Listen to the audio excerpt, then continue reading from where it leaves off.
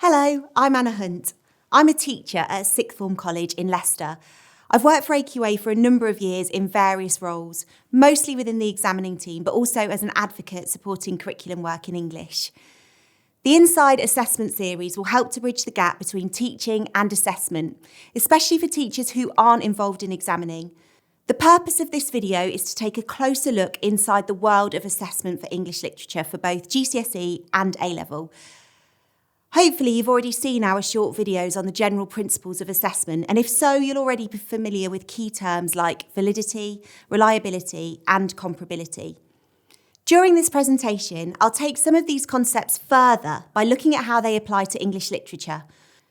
Together we'll explore what is being assessed in this subject as defined by the assessment objectives, how students' ability in English literature is assessed, looking at the construction of exam questions and the design of mark schemes, and why deepening your assessment literacy will benefit your teaching. Let's start by establishing what it is that we're aiming to assess in English literature qualifications. All specifications are developed from the DFE subject content criteria. These assessment objectives are not unique to AQA. They're set by Ofqual and they're shared by all awarding organisations. Now, for a how well do you know your assessment objectives activity? You will recognise that each of the statements on screen correspond to assessment objectives from GCSE and A-level English literature. For each of the 9 boxes, can you correctly identify whether they link to the GCSE or the A-level assessment objectives? Can you sequence the AOs in numerical order for both levels of study? And thirdly, can you recall the weighting of each AO? By weighting, I'm referring to the proportion each AO contributes towards the qualification as a whole. Pause the video now to have a go at the activity.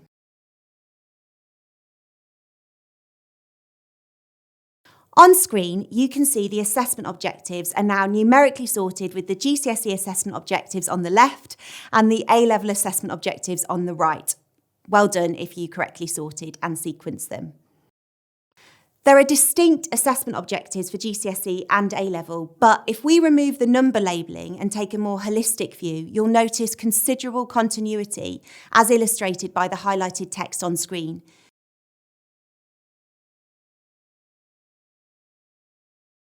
To make this even more explicit, take a look at the red text boxes. You'll notice how AO1 and AO4 at GCSE are merged into one AO at A-level. AO2 for both GCSE and A-level is essentially analysis of writer's craft with the words analyse and meanings remaining consistent at both levels. And here, AO3 at GCSE is divided into 2 strands at A-level, with AO3 containing the keywords understanding and context, whereas the necessity to understand relationships between texts becomes a single objective at A-level, assessing connections across literary texts. This exercise serves to illustrate that a course in English literature should prepare students to be assessed on their ability to write informed, personal responses to literary texts, express their own ideas and interpretations, analyse meanings in texts, show understanding of contexts, and write with accuracy and use terminology. Students are also required to handle multiple texts. The GCSE AO refers to relationships between texts, whereas A-level talks about exploring connections. Of course, the study of English literature at GCSE and A-level differs in the scope of subject content to be studied, which is presented on screen. Remember, this is stipulated by the DFE and shared by all awarding organisations. One obvious difference is the number of texts students are required to study. 4 whole texts at GCSE compared to 8 texts at A-level. Though even here you can also see some crossover. When developing these specifications, we tried as far as possible to avoid duplication and ensure that the texts selected for study were appropriate for the age and level of demand. For GCSE, we selected the more popular and accessible of Shakespeare plays and reserved those perceived to be more challenging for A-level, though it must be stressed that the level of demand mostly derives from the way in which a text is approached and what a student is expected to do with it, rather than exclusively from the text itself. Putting these specifics to one side, Essentially, the skills being assessed are the same. It's just that the students are operating at different levels. To enable different awarding organisations to design comparable specifications, the assessment of English literature is articulated in 4 or 5 discrete strands. However, when studying and teaching literature, these strands are not separate. Instead, they work together. The image of a piece of rope is helpful in illustrating this idea. These individual strands represent the AOs which are entwined and interwoven to form the rope. If we extend this metaphor further still, some of the strands are weightier than others. For GCSE, assessment objectives 1 and 2 are dominant and similarly weighted. Together, they account for 80% of the qualification. And this reflects our belief that these skills are fundamental and intrinsically linked. To put it more plainly, students can't write an informed, personal response to a text, AO1, without also commenting on the writer's craft and methods, AO2. For A-level, AOs 1, 2 and 3 are similarly weighted and together amount to 76% of the qualification. Therefore, like GCSE, but with slightly more emphasis on the ability to demonstrate the understanding of and the significance and influence of contexts. However, it should be stressed that the study of context should inform and not dominate a student's reading of a response to the text, which is why it carries less weighting than AO1 for both GCSE and A-level. We'll return to this when we look at the mark schemes later. For now, putting these nuances aside, a fundamental underlying principle of our specifications in English literature is that the AOs are best viewed together and applied in a holistic way. This is a mantra that underpins both the design of the assessment and our mark schemes. In the next section, we'll look at how the design of the assessment enables students to respond to the text they study in a holistic way. So how is English literature assessed? We've established that English literature is a discipline that by its very nature is holistic and therefore demands a holistic approach to its method of assessment. But what does holistic assessment look like? Well, we're now going to look at aspects of how the assessment is designed and how the assessment is marked. In the exam, students are presented with questions or tasks that demand what we technically refer to as an extended response, but that's perhaps more commonly referred to as an essay. You'll be familiar with the different types of questions we use: extract-based questions, questions that include a view statement, and comparative tasks, to name a few. The structure of the exam paper and the way the questions are framed is different between GCSE and A-level, but many of the underlying principles of assessment design remain the same. One of these principles is that all assessment objectives are assessed within every question, with the caveat of a couple of exceptions for GCSE English literature, and these are displayed on screen for reference. AO4, or what is commonly referred to as spelling, punctuation and grammar, is only assessed on Section A of Paper 1 and Paper 2. Section C of Paper 2 only assesses AO1 and AO2. Context, AO3, is not assessed on the unseen poetry questions. Those exceptions aside, this principle reflects our belief that regardless of the type of literary text, whether it's poetry, prose or drama, the skills required by students are the same, and the approach to their written responses in the exam will be broadly similar. This is why we decided at the outset that all AOs would be assessed in all questions. This means that the questions must be carefully constructed to elicit all relevant assessment objectives. To illustrate this, let's look at a few example exam questions. These are all genuine questions from previous series. The first example is a GCSE exam question, and the other two are both A-level exam questions. Choose one of the exam questions on screen and consider how the assessment objectives are embedded into the wording of the task. You might want to jot the question down in order to annotate it or simply think it through in your head. Pause the video now to have a go at the activity. Let's unpick the GCSE example first. So the command word in this question is explore. This reminds students that there's no definitive answer to the question. They are arguing to what extent they think Macbeth is presented as a violent character in the play. The phrase how far emphasises that the description of Macbeth as a violent character is up for debate. This links to AO1. AO3, context, is grounded in the word violent. Students will draw on their understanding and ideas about violence in order to form a judgment on the extent to which they consider Macbeth to be a violent character. This is what we mean when we talk about literature exploring big ideas and themes. Reference to the writer, Shakespeare, and the word presents reminds students that there's a writer at work, and the play and its characters are a creation of the writer. This links to AO2 and is a signal to students to comment on the writer's methods.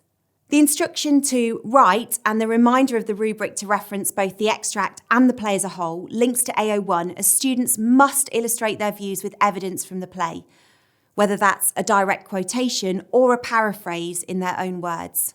Now let's apply this to the A-level questions. This question is similar in style to the GCSE example, in that it's also an extract-based question, but it's framed a little differently. Here, students are presented with a view about the text and they're asked to decide to what extent they agree with that interpretation. You can pause the video here to trace the process previously modelled with the GCSE example, or you can move on to have a look at a different question style. Let's take a look at the second A-level example. This is a conventional essay style question as there's no extract. AO1 is implicit in the requirement to construct an answer in the form of an argument and the command word explore. AO5 is signalled by the word significance. So this invites students to critically consider the ways that, in this case the military world, operates within the play and the genre. The term significance differentiates A-level from GCSE. It embraces all the AOs and, in its simplest terms, invites students to critically evaluate the different ways the text might be interpreted in the light of the focus of the question. For a fuller explanation of what is meant by significance, please do refer to the definition in the specification. AO3 is signalled by the focus on the military backdrop of the play, as well as the reference to the broader literary context of its genre, tragedy. Students will apply their knowledge and understanding of the conventions of this genre, which also addresses AO4. Finally, AO2 is explicitly signalled by the requirement to refer to dramatic methods. By deconstructing these questions, I hope it illustrates why we repeatedly assert the importance of answering the question. If students focus their answers specifically on the question set, responding to all its details and requirements, then they will organically address the assessment objectives in their answer and they'll be rewarded accordingly. Answer the question, as simple as it sounds, has always been our mantra. This applies to all students regardless of their level of achievement. Although the separation of skills into assessment objectives exists for the purposes of assessment criteria, and it can be useful to understand what the different assessment objectives mean, it's the integration of those skills that informs a fluent response to literature. To make this overly mechanistic or formulaic can be counterproductive, as students' responses could become restricted by too rigid scaffolding. The extract from the 2023 Examiners Report is testament to this advice. We don't have time here today to dive deeper into this, but you will find detailed feedback and insight regarding students' exam performance in our Examiners Reports. These are published alongside previous series question papers and mark schemes, and we strongly encourage you to read them. So far, we've covered how the assessment is designed to measure skills as defined by the assessment objectives. But we know that in practice, students apply these skills in an integrated or holistic way in the form of an essay. Next, we need to consider what we see as the most appropriate or valid approach to assessing English literature responses. We use what is called a levels of response mark scheme. Levels of response mark schemes are used when there's multiple equally valid ways a student could approach a question.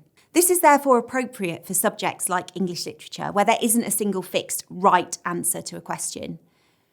The GCSE and the A-level mark schemes share the same format with some subtle marked differences, as noted on screen. We do use different terms on our GCSE and A-level mark schemes, but the terms level and band are interchangeable here. Generally speaking, the mark scheme is formed of two parts, a generic grid and indicative content. The generic grid is constructed using levels of attainment that span the whole range of ability at GCSE and A-level, respectively. To illustrate, we've displayed a section of the GCSE generic marking grid on screen. It's formed of 4 columns. The first column identifies the level or band of achievement and the mark range. The second column references the assessment objective. The third column describes the typical features of a response that would merit a mark in that level. These descriptors reference the assessment objectives. The fourth column provides further guidance to assist examiners in fine-tuning their decision regarding which mark to award.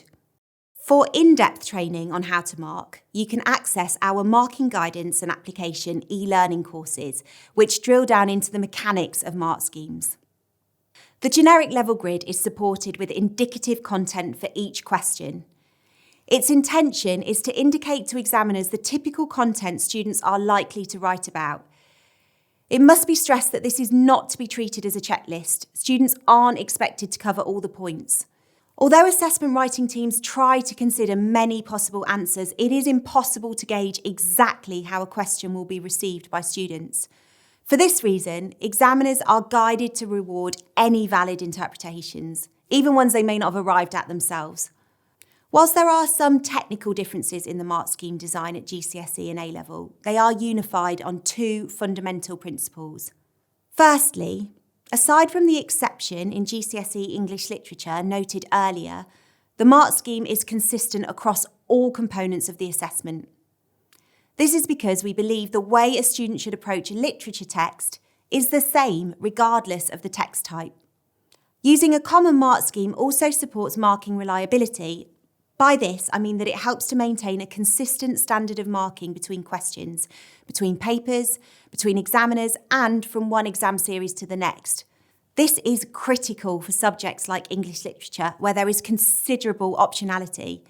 Using a common levels of response mark scheme helps to ensure comparability between the questions across the wide range of available texts.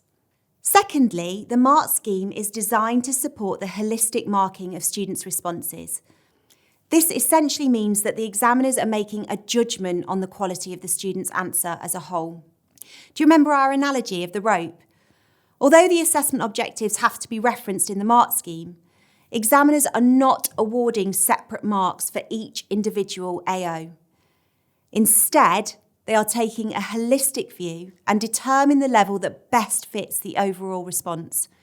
Because it's rare for a response to neatly match a level descriptor in all aspects, examiners must allow good performance in some aspects to compensate for shortcomings in other respects. And that's where the 4th column on the marking grid comes into play.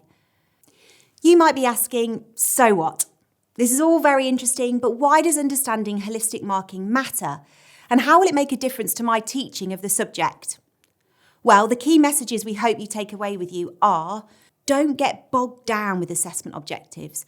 Remember that the primary purpose of AOs is to guide awarding organisations like AQA with the business of designing specifications and assessment materials. The key words that describe each band or level in the mark scheme, such as convincing or critical analysis, are likely to be more useful to you in the classroom as they define performance in a recognisable way. The assessment is designed to enable students to respond to texts in a holistic way. That means that if the student answers the questions in all its parts, then they'll be hitting the assessment objectives, and this will be recognised and rewarded. Moving away from formulaic essay structures will liberate students to genuinely engage with the task and to write more authentic, independent responses. Examiner reports always comment on the pleasure of reading writing that has a clear personal voice and a view about the text. This is something that you will no doubt recognise from both your own classroom discussion and students' essays, and this independence should certainly be actively encouraged and embraced. I hope this session has given you an insight into the assessment design process at AQA.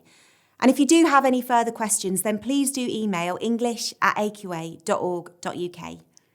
Thank you for your time.